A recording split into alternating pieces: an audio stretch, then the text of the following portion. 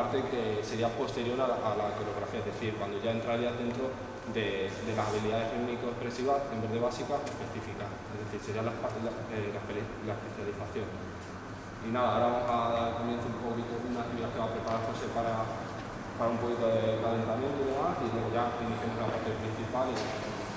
Vale, ponemos aquí un círculo, más o menos.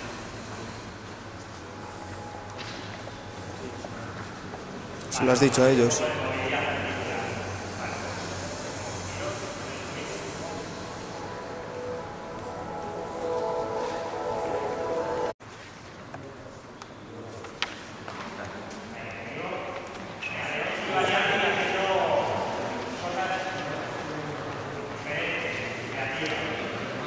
No queda muy bien que estéis con las hojas delante, ¿sabes? Ah, vale, vale.